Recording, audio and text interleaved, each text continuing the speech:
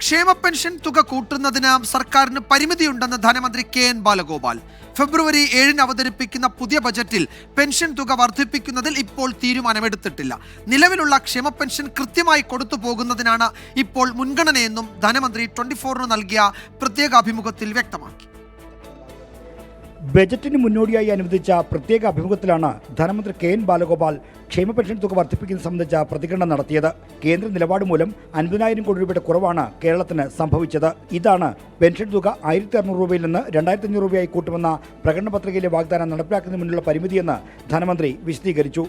ക്ഷേമ പെൻഷൻ്റെ കാര്യത്തിൽ ഉൾപ്പെടെ നമ്മൾ നേരത്തെ പറഞ്ഞിട്ടുള്ള കാര്യങ്ങൾ അന്ന് നിലനിന്നിരുന്നൊരു സാഹചര്യം വെച്ചിട്ടാണ്. അതിനുശേഷമാണ് ഏറ്റവും കടുത്ത സാമ്പത്തിക ഉപരോധം പോലെ തന്നെ കേന്ദ്ര ഗവൺമെൻറ്റിൽ നിന്ന് വന്നത്. മാനിഫെസ്റ്റോയിലൊക്കെ പറഞ്ഞിട്ടുള്ള കാര്യങ്ങൾ അറ്റൈൻ ചെയ്യാൻ വേണ്ടിയുള്ള ശ്രമം നടത്തും. പക്ഷേ ഇത്രയും ഒരു വെട്ടിക്കുറവ് 50,000 കോടി രൂപയിലധികം വെട്ടിക്കുറവ് വരുമെന്ന് ആരും പ്രതീക്ഷിച്ചതല്ല.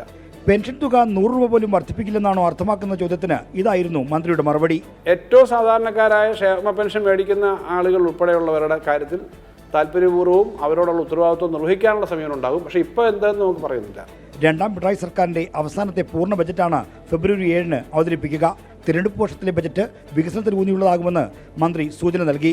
തീർച്ചയായിട്ടും കേരളത്തെ കൂടുതൽ മുന്നോട്ട് നയിക്കാൻ സഹായകരമായ നിർദ്ദേശങ്ങളുള്ളതായിരിക്കും ബഡ്ജറ്റ്. എന്തായാലും കൂടുതൽ വികസന കാര്യങ്ങൾക്ക് ഊന്നി കൂടുതൽ മുന്നോട്ട് കൊണ്ടുപോകുന്ന ഒരു കാര്യക്ഷപ്പാട് വെച്ചുകൊണ്ടായിരിക്കും ചെയ്യുക.